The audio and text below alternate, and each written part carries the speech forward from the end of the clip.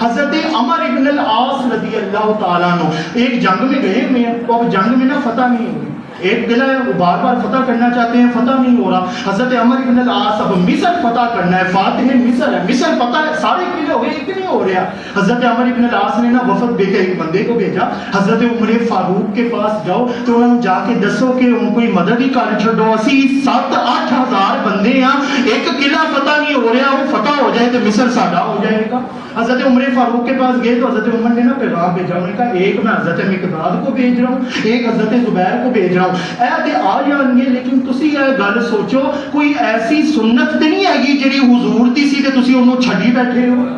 تسی انہوں چھڈی کوئی ہے. جب میں رات کو سوچتا رہا، اگلے دن میں نے دیکھا، میں نے کہا ساروں کو میں نے اکٹھا، میں نے کہا ہم نا سارا کام کر رہے ہیں، نمازیں بھی پڑھ رہے ہیں، روزے بھی رکھے ہوئے ہیں، جہاد بھی کر رہے ہیں، سب کچھ کر رہے ہیں، لیکن ساڈے چ مسواک کوئی نہیں کر رہا، مسواک کوئی نہیں کر رہا. مسواکیں کرو، ساروں کو بٹھا دیا، مسواکیں کرنا شروع کر دی. قلعوں کے جب دیواروں سے انہوں نے دیکھا نا، تو حدیث کی روایت کے الفاظ ہے، ڈر کے کہتے لگتا ہے آج مسلمان سانو کچا ہی کھا جان گے، سانو آج کچا ہی کھا جان گے. تڑپ کے کہتے ہیں اسی سلنڈر کرتے ہیں، قلعہ بھی تہاڈا ہے، مصر بھی تہاڈا ہو گیا.